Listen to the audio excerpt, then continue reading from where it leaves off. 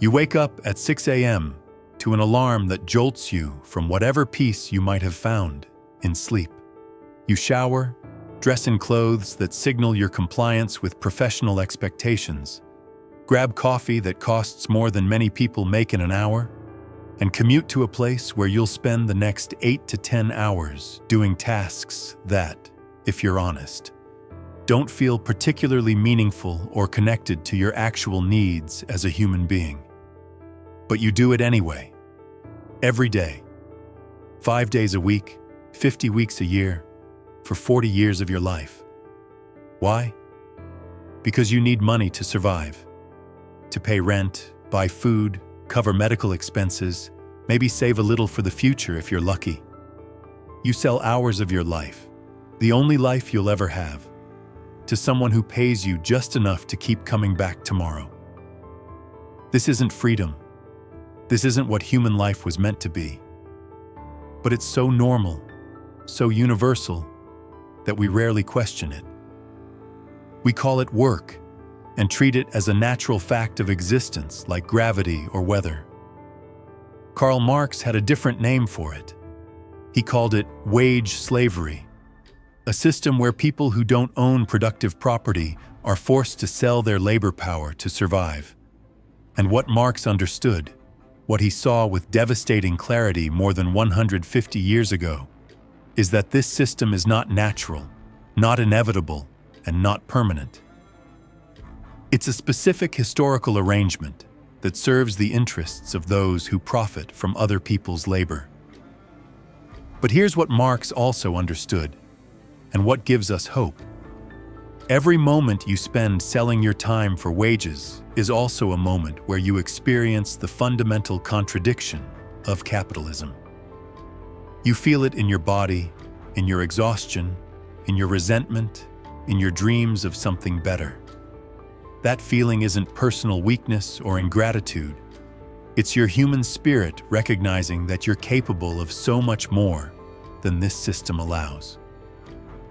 The question isn't whether wage slavery is real. You live it every day. The question is whether you'll recognize it for what it is, and whether you'll join with others to imagine and create alternatives. Marx's analysis of wage labor starts with a simple but revolutionary question.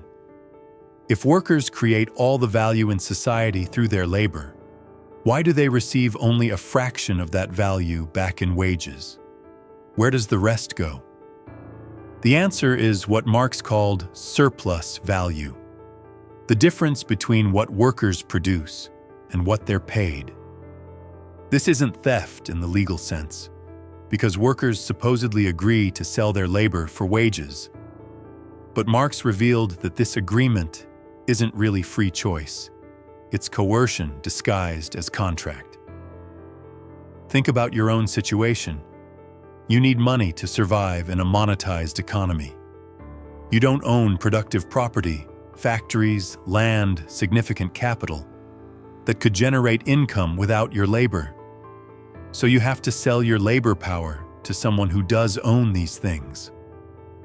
You're free to choose which capitalist to work for, but you're not free to choose not to work for a capitalist at all. This is what Marx meant by wage slavery. Not that wage workers are identical to chattel slaves, but that both systems involve people being forced to work for others' benefit due to their lack of ownership over means of production. The chattel slave was owned by the master. The wage slave is owned by the system that makes selling labor the only viable option for survival. But the genius of wage slavery is that it appears voluntary. You signed a contract. You can quit anytime. You can look for better jobs. The coercion is structural rather than personal, systemic rather than individual. You're not forced to work for any particular boss, but you are forced to work for some boss because the alternative is poverty, homelessness, and potentially death. Marx called this formal freedom. You're legally free to make choices within a system designed to limit your choices to variations of the same basic arrangement. selling your labor power for less than the value you create. But Marx's analysis goes deeper than just economic exploitation. He understood that wage labor represents a fundamental theft of human time, the very substance of life itself.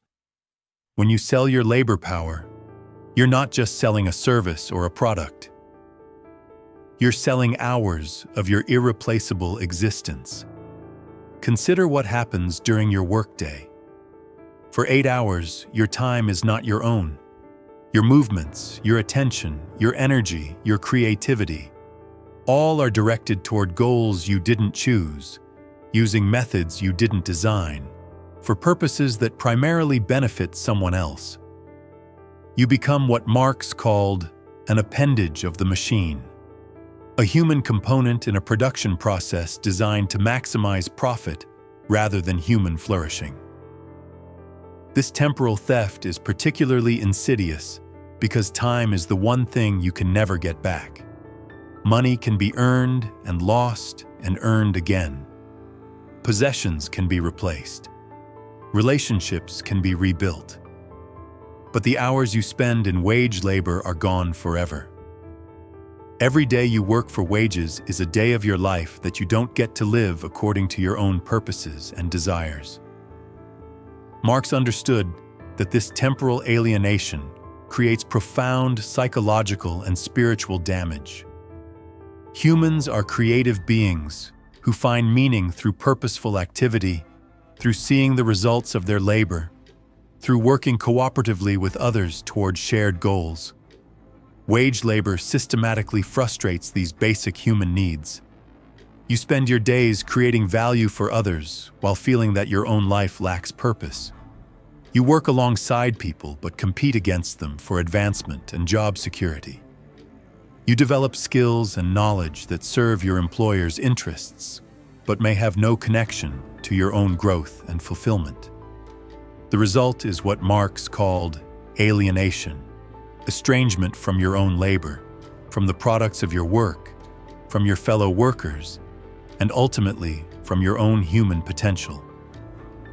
You become a stranger to yourself, living a life that feels disconnected from your deepest needs and capacities. But perhaps the most insidious aspect of wage slavery is how thoroughly the system has convinced people that it's natural and beneficial. We're taught from childhood that work is virtuous, that having a job is the mark of a responsible adult, that the ability to earn a living is fundamental to human dignity.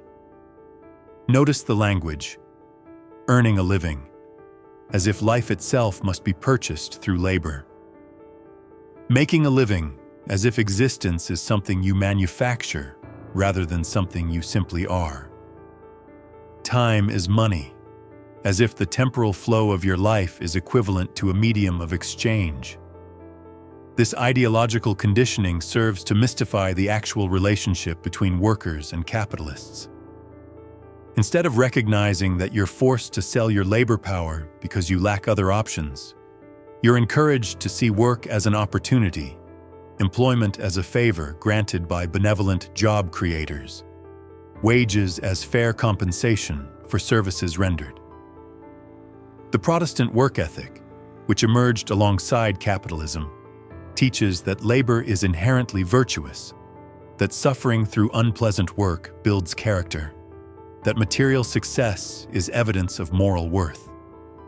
This ideology transforms exploitation into virtue, making people feel guilty for wanting more from life than endless toil. Modern corporate culture has refined these ideas into sophisticated forms of psychological manipulation. Companies speak of work families and company culture, encouraging emotional investment in organizations that would eliminate your job without hesitation if it served their bottom line. They offer career development and professional growth that primarily serve to make you more valuable as a source of surplus value.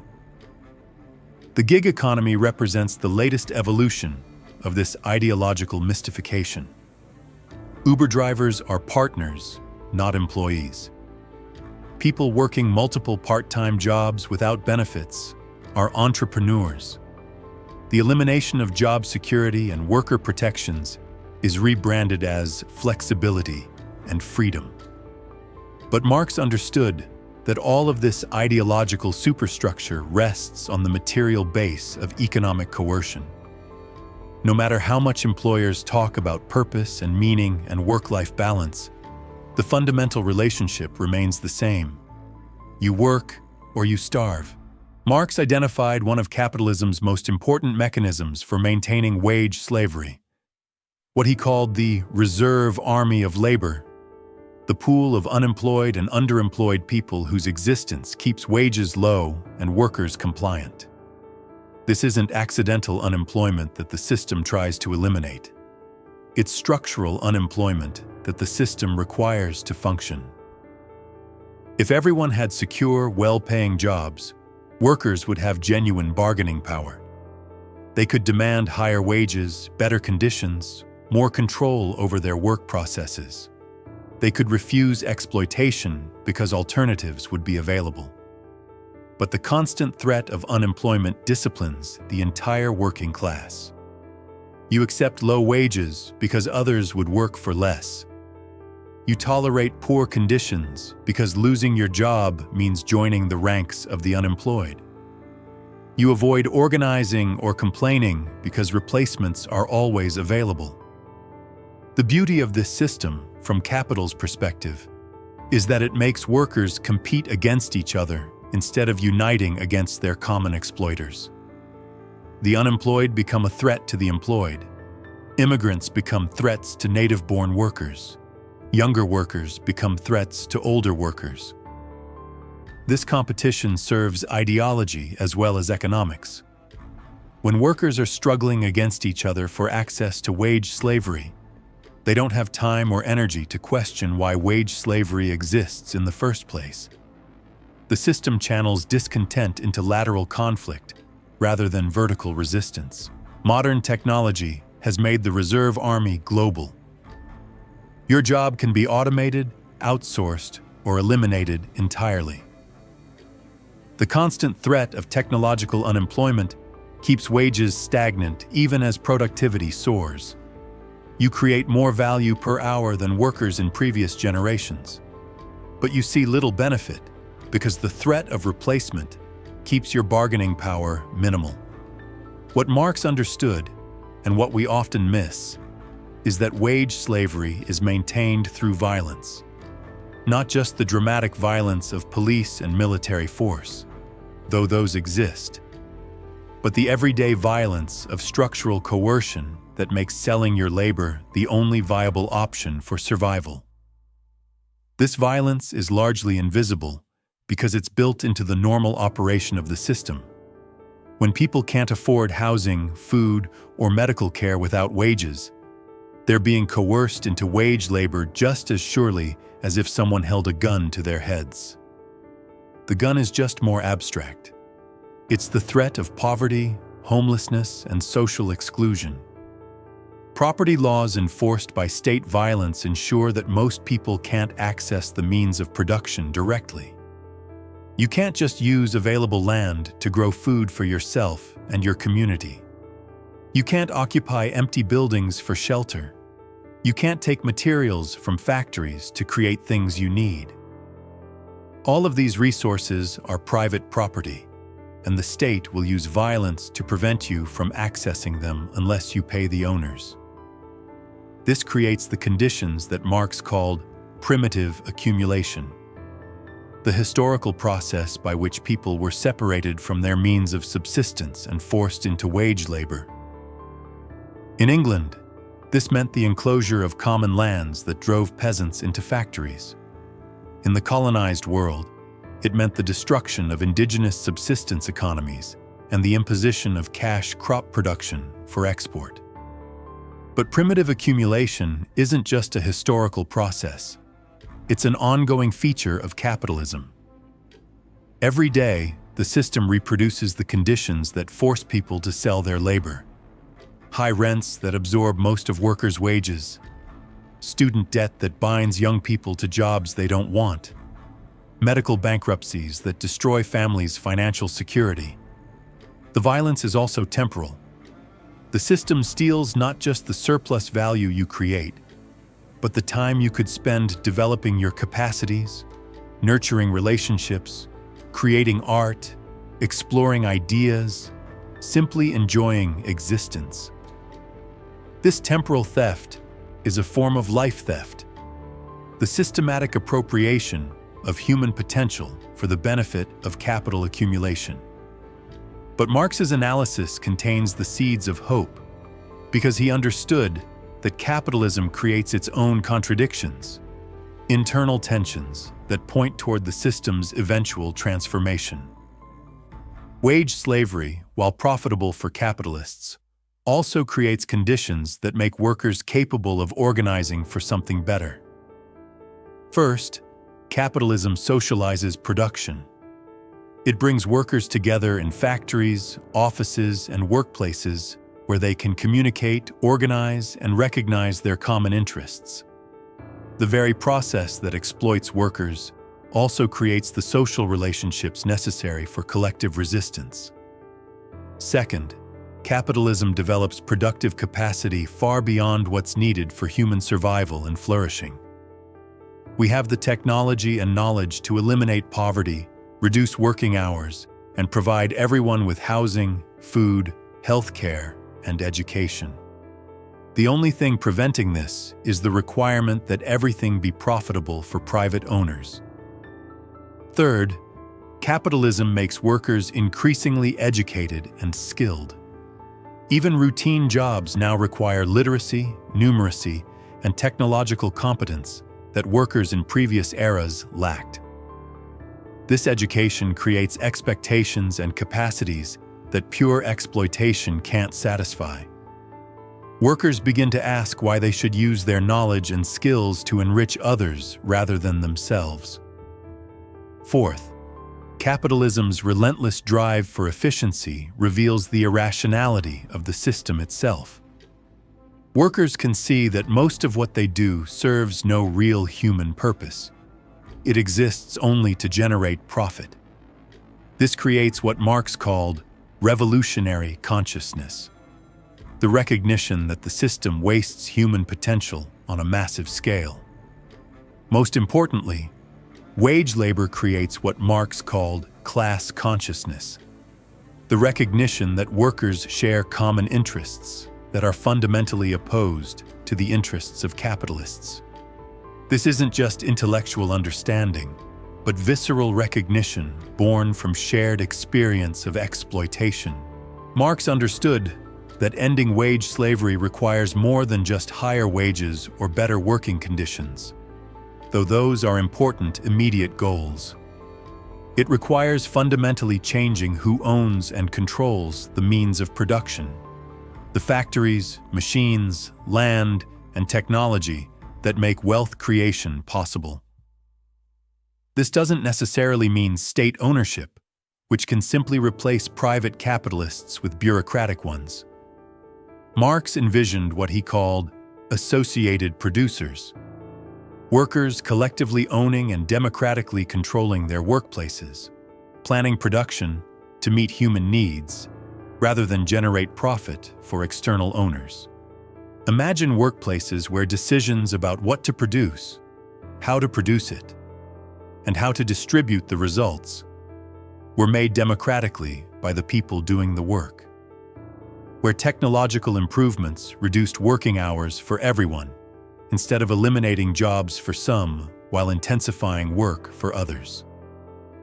Where the goal was maximizing human flourishing rather than maximizing return on investment.